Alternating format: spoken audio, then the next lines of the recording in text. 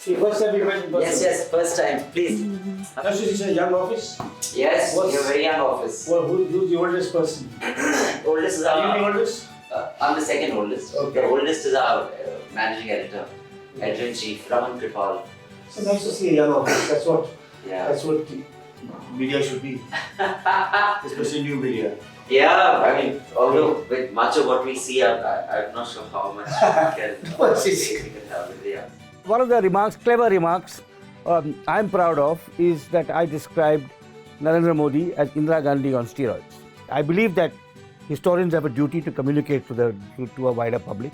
Now, when Amit Shah says we have to rewrite our history, what is Hindutva history? Hindutva history is, wherever possible, portray Muslims as evil and Hindus as noble. Nothing else. That's the sum total of rewriting history according to Amit Shah. That's it. Not this kind of conversation I enjoy. You know, a long, half an hour, 40-minute conversation where you can explore ideas.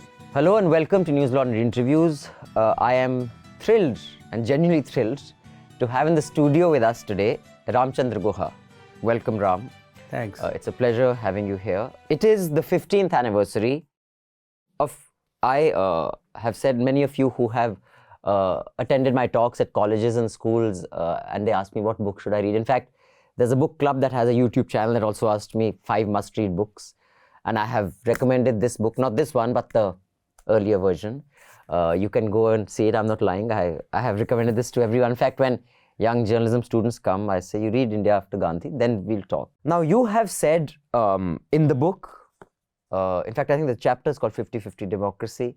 You have said this in your speech at the 10th anniversary of this, that you often called it 50. You referred to it as 50-50 Democracy. I changed my opinion in this book. I now downgrade it to 30-70 democracy. In fact, that's, So that is my question. So you have called it 50-50 democracy in the past. So the downgrading, has it been an evolution and then sudden swing backwards? Or you think right from, like Harivansh Rai Bachchan said, you know, Jeene ke hi saath, I'm walking towards my death. Is it the inevitable backslide of democracy? And is it an Indian phenomenon or is it a worldwide phenomenon? I would say that the decline of our democratic credentials did not begin with Narendra Modi. You could probably date it to the late 1960s and early 70s when Indira Gandhi was Prime Minister. Because I think the first systematic attack on our institutions, such as the civil service, the police, the judiciary, and the media, comes under Indira Gandhi. Narendra Modi was not the first Prime Minister in India with authoritarian tendencies. That was Indira Gandhi. It appears that in India, governments with comfortable parliamentary majorities tend to be bullies. It was also true of Rajiv Gandhi with 400 seats. I mean, people forget his notorious laws trying to suppress the press. But we also remember every newspaper editor marching against that. That's right. I can't imagine that happening today. Okay, I accept that. I believe that historians have a duty to communicate to a wider public. But does any part of you ever switch on the TV and see what are called intellectuals today, an intellectual dialogue, and are you ever tempted to go on a platform and debate with them? Are you tempted to test the academic rigor of this, or you don't? Actually, I don't even switch on the TV. I think it's vital for any person, a writer, a filmmaker, and an artist. It's vital for them to be independent of political parties and politicians. At least 3 Indians today who are not as great as Gandhi, but whose lives are as fascinating as Gandhi. One of them is going to be a cricketer, I have a feeling. No. Okay, 3 politicians. Oh, good. Okay, Narendra Modi, Sonia Gandhi, Manmohan Singh. But how will the person write them? Will they have access to the letters, to the correspondence? In Modi's case, will you write it on the basis of his tweets? Sonia Gandhi doesn't even tweet. What will be the primary source? Yeah, Sonia Gandhi doesn't even tweet. Manmohan Singh hardly talks. Now, you know, from Amit Shah downwards to everybody else, we have to rewrite history. Yeah. Theek hai, rewrite history karo. How often has this been tried and how often has it succeeded? Now, when Amit Shah says we have to rewrite our history, what is Hindutva history? Hindutva history is, wherever possible, portray Muslims as evil and Hindus as noble. Nothing else. That's the sum total of rewriting history according to Amit Shah.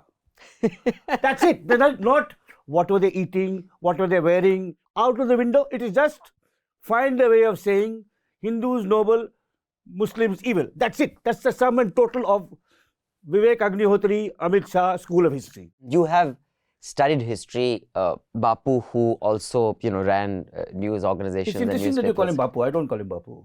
What do you call him? I call him Gandhi. I don't even say Gandhiji. I approach him as a scholar. I admire him. Oh, okay. That's why I spent so many years writing about him. But I won't. Why is it to say that? Maybe it's a family tradition or. No, I actually, most people, it was, you used to call him Mahatma Gandhi. And I think Bapu is a problematic term. Why? I once wrote a column in the Hindustan Times about, I can't, 6-7 years ago. Mm-hmm. It was called My One Night Stand as an Aptard. Okay, and it was a true story about my dream, Abhinandan. I was promoting the first volume of my Gandhi book. This is a dream you had? That I was going to stand for election from Dehradun. This is something I have not spoken about it very much in public. I had this dream, and the dream said, I have to. This is in April 2014. It was clear Modi is winning, but AAP was trying to challenge the narrative based on India against corruption, putting up 400 candidates. I had a dream. The first volume of my Gandhi biography came out. I was in Houston, Texas, and I dreamt that in 2019 I would fight on an AAP ticket. And in this dream, this is a very curious dream, but it's true. Pratap Bhanu Mehta, who was the most reclusive intellectual, came to me and said, I'm used to seeing you usually, in boring grey suits, talking to, a room full of people, etc. I saw this one video of yours when you were arrested in Bangalore. Yeah. Why did that happen? Tell me about that experience. I'm a biographer of Gandhi. I respect and admire him, particularly for his commitment to Hindu-Muslim harmony. A few months later, the farmers' protest broke out. And my activist friends in Bangalore said, please come and join. We are going to the Vidhan Sauda. I said, no. He said, sir, but you went there and got arrested 3 months ago. I'm not an all-purpose activist. Andolan Jeevi. Since I'm being perhaps more revelatory and frank than I've been in interviews of this kind about my book, I felt Girish Karnad had just died. Anantamurthy had died. And I knew that in a similar situation, they would have been on the street, protesting for equal rights for Muslims. When the lynchings happened, there were these not in my name protests in different parts of India. So I was in the protest in Bangalore. And Girish Karnad came. He was 80. He had an oxygen machine. And he came carrying it. Girish was not a political type. He was a close friend of yours. He was I would say a close friend. I knew him. But he was not an Andolan Jeevi. But he felt this is the soul of India at threat. If Muslims are being persecuted, something has gone horribly wrong in the country I grew up in. So I can't just be writing my plays. And it's the soul of India. It is the soul of India. I grew up like that. But also as a biographer of Gandhi, it's an obligation. That's what he lived and died for. And that is not just our constitution, but Gandhi and Nehru and the traditions of Indian pluralism. And even since I mentioned and compared Modi and Indira Gandhi, one difference was that Indira Gandhi was authoritarian, but not majoritarian. That's all the interview you get to watch for free. To watch the full, unedited interview, you're going to have to subscribe to News Laundry and pay to keep news free. Because we believe that news should not run on ads by governments or corporations, but on your metal. So pay to keep news free and watch the full unedited interview, not just this one, but all our interviews. But wait, you also have a chance to win this new edition of Mr. Guha's book, which is signed by Mr. Guha. How do you do that? Well, watch the full interview and please subscribe, because not only can you get to watch all our interviews and our content, get a chance to win this book, but you'll also be supporting journalism.